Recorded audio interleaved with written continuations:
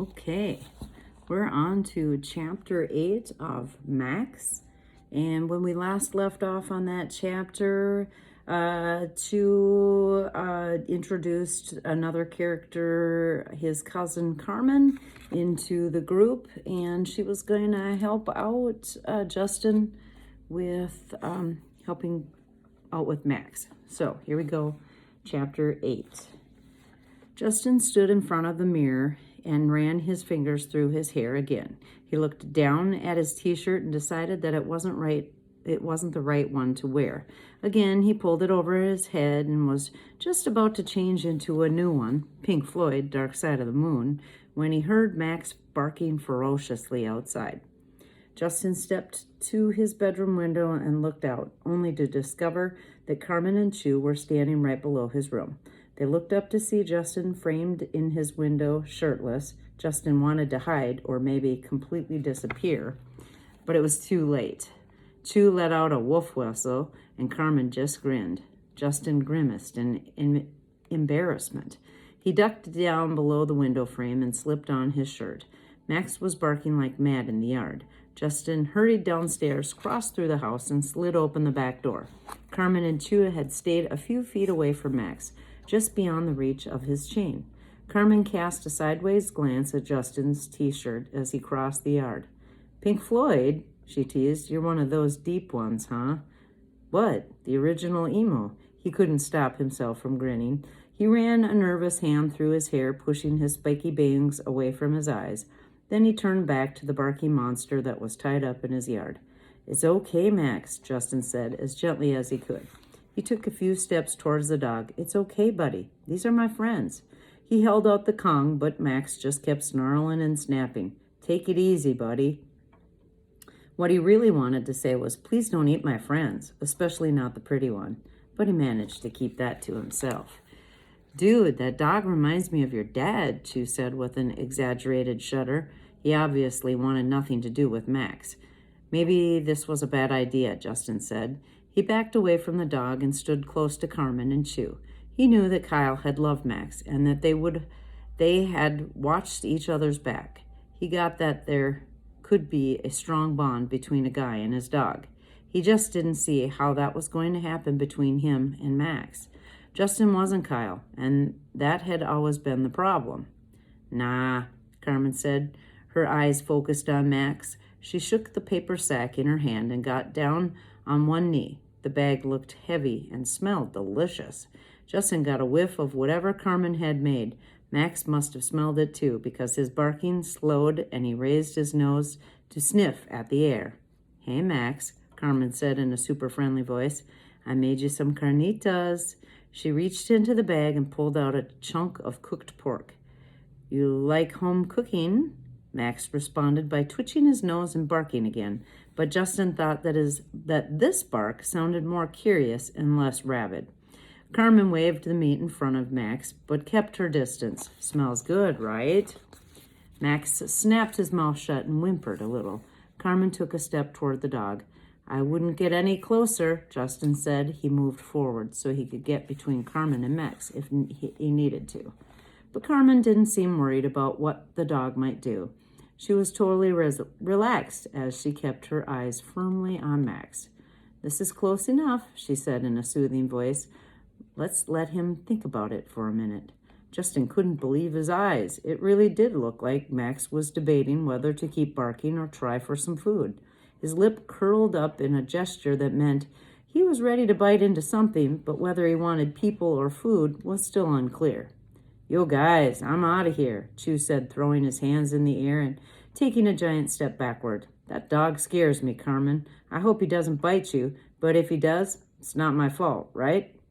"You don't have to leave," Justin said, suddenly alarmed at the idea of being alone with Carmen. "Hang out. He won't hurt you." "Nah, thanks, man. Between that dog and your mean old man, I don't want to be here anyway. Nothing personal." Chu cast a nervous look toward the house. "My dad's at work," Justin said. Carmen shot Chu a sideways glance, then turned to Justin. "Why are you letting Chu hate on your dad like that?" Justin shrugged. "I can say whatever I want about my dad," Carmen said, her eyebrows shooting up and her expression serious. But if someone else disrespects him, that's not cool. That's called loyalty. That's called crazy, Justin said. You and Max should get along just great. Carmen shook her head at the boys. I'm not the one that has to get along with him. She handed Justin the carnita and nodded in Max's direction. He's waited long enough. Justin took the cooked meat and studied it. How do you get to be such an expert anyway? He asked, worried that this might not be the best way to train Max. I mean, do you have any credentials or something? Carmen cut him off. You going to eat that, or are you going to give it to your dog? She asked, 'cause he's waiting for you. Max was definitely waiting, and it didn't look like his patience was going to last much longer. His eyes were locked on the food, and his whole head moved to follow it every time Justin's hand shifted even an inch. Justin swallowed hard. He faced Max head on and made the sit gesture with his free hand. Sit. Max sat. At least that's one thing he can do, Justin thought. Max looked at Justin expectantly and licked his chops. Justin could see pools of drool in the corner of Max's mouth.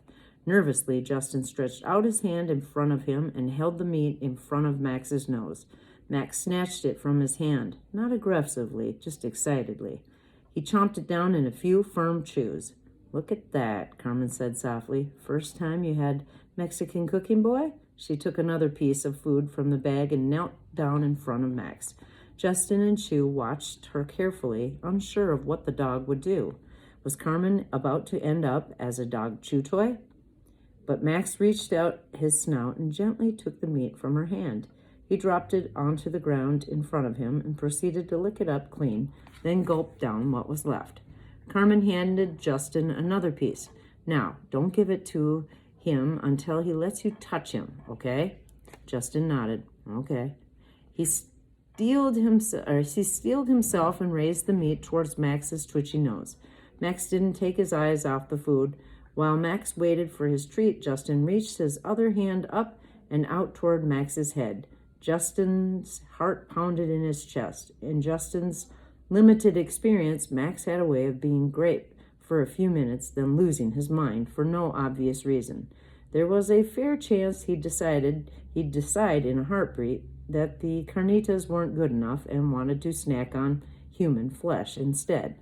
Justin's hand inched closer to Max's furry head, the meat almost at his mouth. It was like playing the hardest level on a video game where you had to complete a dangerous task, fight off 3 enemies, keep an eye on your energy level, and not die, all at the same time. Don't do it, man, Chew cried out abruptly. Max, Justin, and Carmen all jumped at once. Justin pulled back his hand, and Max growled a little bit. Chew, Carmen exclaimed. She scrunched up her face and made a throat-slitting gesture at him. Are you trying to get my friend killed, Carmen? Chew explained. Just the opposite. I'm trying to keep him alive. Justin had lost his nerve. He didn't want to pet Max anymore. Maybe I should just give him the food first, he said to Carmen. No. Carmen shook her head firmly. It's a reward. You don't get a reward if you haven't done anything to deserve it. Justin's stomach churned. He didn't want to do this anymore, but deep down he knew Carmen was right. If Max was going to stick around, then Justin needed to be able to train him. Because if Max remained too dangerous to be around other people, then Justin's parents would be forced to take him back to the kennel, where he would definitely be put down. Justin felt as if Max's very life depended on him, and he wouldn't be able to live with himself if anything happened to the dog that Kyle had loved. No, Justin couldn't give up on Max, even if he was afraid of him. For the first time, Justin found himself wondering if he was this nervous, then what was Max's feeling? Maybe their reason was a reason for Max's outburst. Justin hadn't been paying attention to them. Justin turned back to the dog and focused again. He held the carnita out in one hand and reached out with the other. Keeping his eyes on the food, Max let Justin's finger brush against the soft fur on the top of his head, then ducked away. Just a touch, but it was something. Good job. Good boy, Max. Justin held the carnita out in front of him, and Max took it in from his carefully devouring it in 2 delicate bites. His tail rose up behind him. It wasn't quite a wag, but close. Justin exhaled and shook out his arms. He held Chew, let out a big sigh, as though he'd been holding his breath. "It's a start," Carmen said. They stood and watched Max's nose at the ground, as if he hoped he might find a stray chunk of meat that he'd missed. "Do you have a leash?" Justin nodded. Justin couldn't believe what he was seeing. If someone had tried to tell him earlier that Max would be on a leash by dinner time, he would have laughed.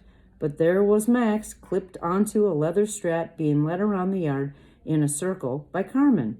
She left very little slack on the line.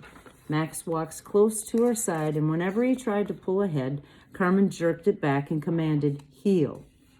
Sure enough, Max dropped back and returned to a slower pace. "Wow," Chew said.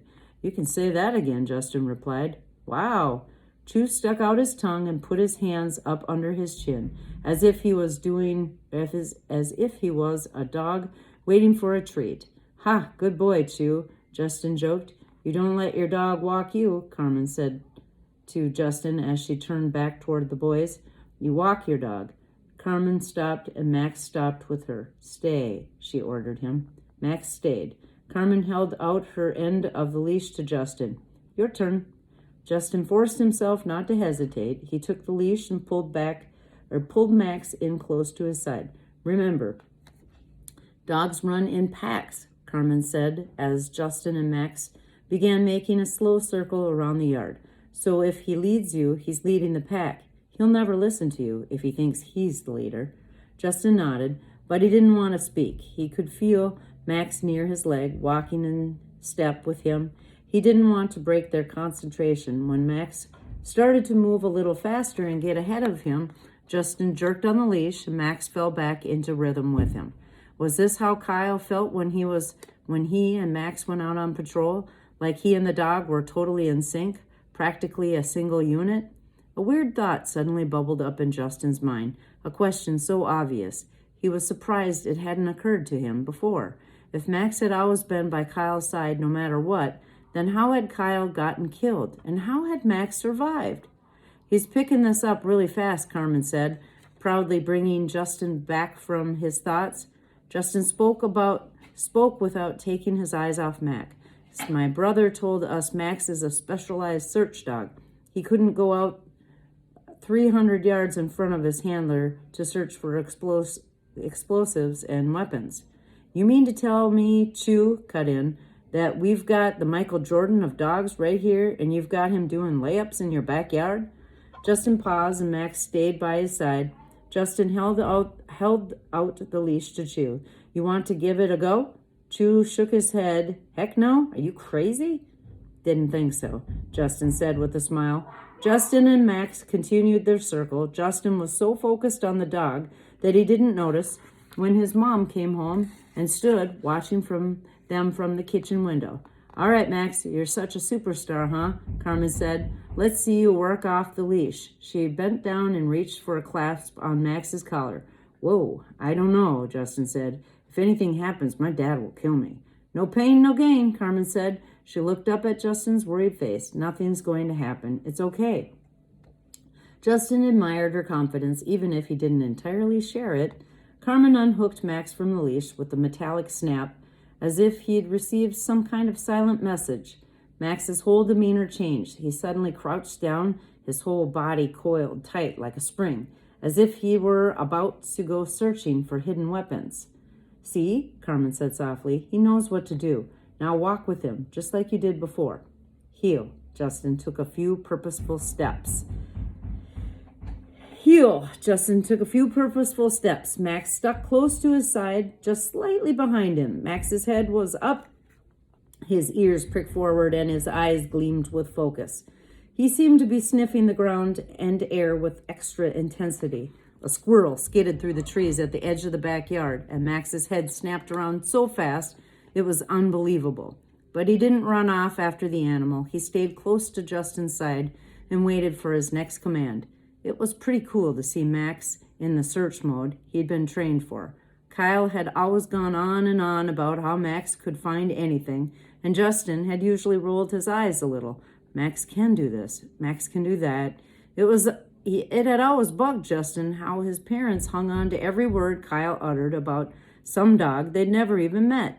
But now Justin was starting to understand why Kyle was so proud of Max, and why he and his unit had trusted Max with their lives. Justin looked down at the dog, and Max looked back up at him. Justin smiled at Max, who panted in return. Justin's mom stepped out into the backyard. "I don't believe what I'm seeing," she said. Justin froze. Max stood perfectly still at Justin's side. "How'd you get him to do that?" "He already knew, ma'am," Carmen said politely. "We're just refreshing his memory." "Mom, this is Carmen," Justin said, hoping that Max and his mom would stay on their best behavior. "Chu's cousin. She's really good with dogs." "I can see that." "Nice to meet you, ma'am," Carmen said. "Hi, Mrs. Wincott," Chu mumbled, jamming his hands in his pocket. "Hi, Chu. It's a pleasure to meet you, Carmen." "I was thinking we could give Max to her, Mom," Justin joked. "No such luck, smart mouth." His mom turned to Chu and Carmen with a smile. "You guys must have worked up quite an appetite out here. I'm about to make dinner if you'd like to join us." Justin suddenly wanted to curl up in a little ball and hide. So much for good behavior. He couldn't believe his mom had just invited them to stay without clearing it with him first. He was afraid to look at Carmen. There was an awkward silence. Then, thankfully, Chu answered first.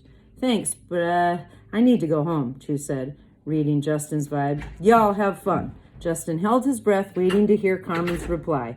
He didn't know if he wanted her to say yes or no. "Thanks, Mrs. Wincott," Carmen said sweetly. "I'd be glad to."